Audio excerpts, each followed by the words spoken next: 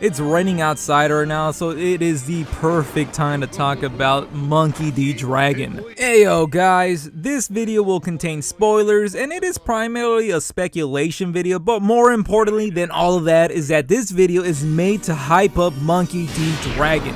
How can you call yourself a fan of Luffy and not be hyped for his dad? Dragon should get even more hype than Gon's deadbeat father Ging, because at least Dragon saved his son from actual death and the other one wouldn't even visit him at the hospital. Dragon's backstory is going to be the one to change One Piece forever. For years, Dragon has been shrouded in mystery with little tidbits of information being sprinkled throughout the multitude of chapters, and as mysterious as Dragon is, we know more about him than Shanks at the moment. Yes, I'm saying it. Yes, it is insane. Yes, we started the story with Shanks being the inspiration to Luffy to becoming a pirate, and besides finding out that he's a Yonko, has a bad history with Blackbeard and his mysterious ties with the Gorosei and the Oden flashback, there's still so much that we don't know about him, and especially his motives. All his moves recently have been shrouded with mystery. Who was the pirate he was talking about with the Gorosei? Why is he all of a sudden interested in going after the One Piece? I would think he was always after it and all of a sudden he wants to take it, and with all the many speculation that he could be evil too. Shanks is still an amazing hype character because we all love him, but he's still the most mysterious pirate out there and why we want to learn even more about him. However, with Dragon, we found out that he is the most dangerous man in One Piece, the world's worst criminal. Besides his son, of course, which was another insane moment that he's also Luffy's dad. Connections with a multitude of characters, including the most awaited character, Vegapunk, potentially saving Roger at one point, and potentially a powerhouse. I mean, come on, Sabo was strong enough to hold Fujitora back in Dressrosa, and I know there are many arguments to have that if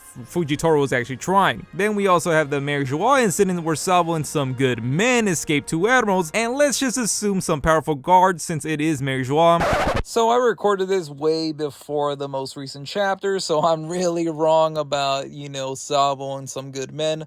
So go ahead and laugh at me in the comments. And we can only assume that Dragon is stronger than Sabo since he is the teacher and the captain of the Revolutionary Army. But what leads me to say that Dragon will change One Piece forever? We have official statements from Oda that show the potential of it. But these statements can also be very worrying because with how the questions are set up and the answers are translated, the questions are if he had enough time, kind of like he won't have enough time to give us these backstories. The interviewer asked Oda if he had enough time, what backstories he would like to cover, and Oda replies that he would love to cover the story of Garp and the Marines, but also Dragon and the Revolutionary Army. And then Oda continues to hype up the Dragon portion with even more questions about the Revolutionary Army. Why do they intend to make a revolution? With what belief? How did they meet? And the story about Luffy's birth would be very interesting. Some of these stories would be serious. I love it when One Piece gets serious, and I don't know how this goes under the radar. People should be talking more about this. The implication with Luffy's birth? Luffy is this generation's Joy Boy and he is the man to bring dawn to the world, so how was Dragon involved with this? Did he know that his son was the missing piece to changing the world? Is his baby mama a really important figure? And I know that people hate the chosen one aspect in stories and don't want it in One Piece, but when the first chapter implies that Luffy has a destiny, and I don't mind something like this because I know it was always planned from the start and not an asshole.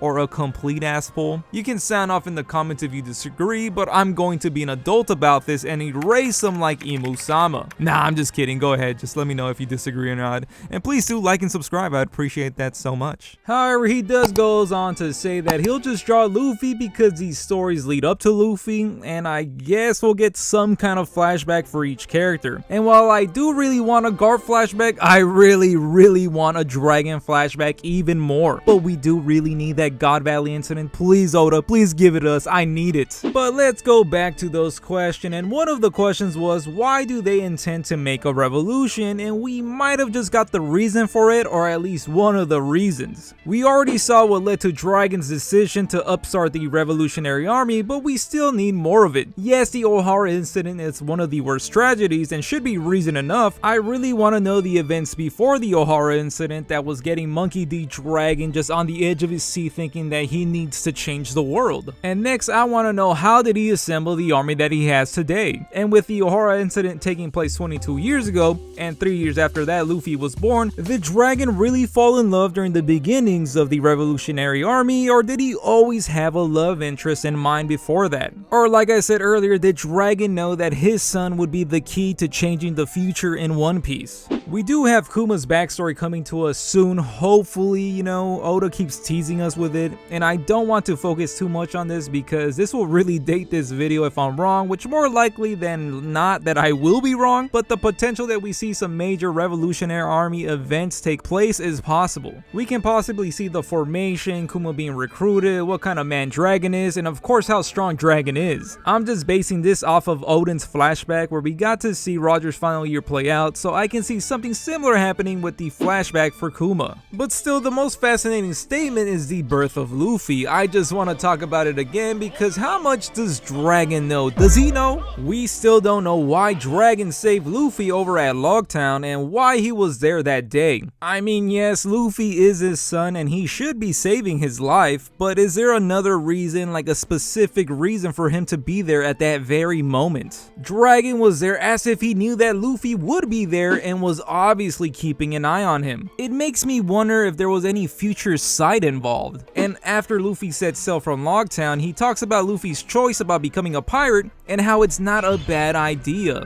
It's almost as if Dragon is checking up on Luffy and where he's headed next because it's important to follow him because he will be bringing the dawn. And another thing to mention is Dragon's power, and if it was involved in saving Luffy. Luffy was saved from a giant lightning strike hitting that large podium, and ever since then everyone's been speculating that Dragon either has a wind or a rain devil fruit power. But now there is even more significance on the rain devil fruit power thanks to Skypiea and the mention of the rain god. And if Monkey D. Dragon does in fact have a rain devil fruit power, does that mean that he was actually there to save Goldie Roger when he was being attacked by Shiki's fleet? And I know that's only speculation, but it's a theory that I really believe in. It would be really cool if Monkey D. Dragon was there to change the tides for Goldie Rogers and was also there to save Luffy's life. There's a really good parallel right there for both pirate kings. And I also want to bring up the fact that Luffy has a mystical devil fruit power, the sun god Nika Nika fruit, so maybe that can also hint that Dragon will have the rain god mystical devil fruit power. And I hate to say it, but if you want to take on the world, you can't just have a simple devil fruit power anymore. But maybe that's not true because Kaido said that devil fruit power isn't everything. Haki reigns over everyone, so that means you have to have the will to take on the world government and you have to have the will of a conqueror.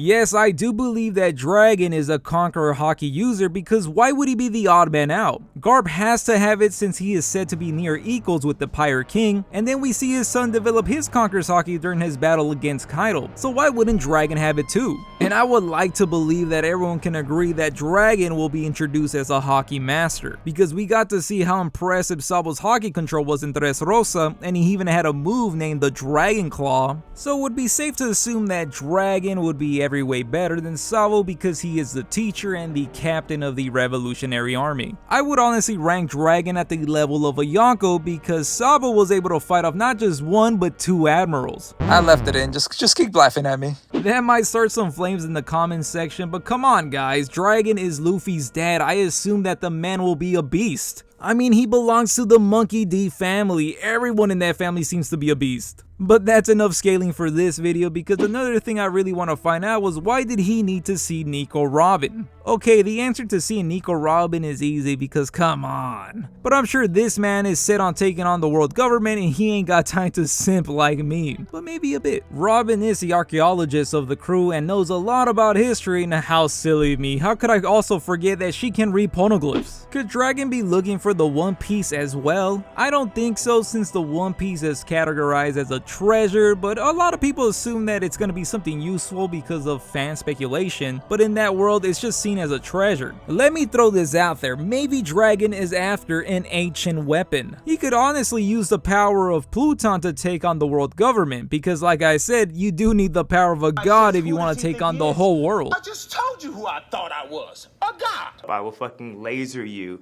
with alien fucking eyes and explode your fucking head. But if he doesn't need an ancient weapon, I guess Robin can help with other things, like learning about the Void Sentry and what kind of information they could take from that to use against the world government. But of course, Robin does not know that yet, but they could have come to an agreement where she would share those learnings with him. Because I don't think Dragon needs to know about any other kind of history lesson, because that would be kind of redundant since they don't need any more reason to be going up against the world government and the nobles. I don't know what else it could be, we still need to find out, but what really bugs me is the fact that Robin has not mentioned one thing about the Revolutionary Army. Like, why? She's just there vibing with the crew. And the final thing I want to end the video on is I want to see the act that made Dragon the world's worst criminal. Yes, going against the world government directly would put you on the top of their list, but what did Dragon and company do to get that title? Of course, I believe that the Revolutionary Army did a noble act because they are for the people, but it must have been a huge loss for the world government. And I honestly can't think of what it could have been.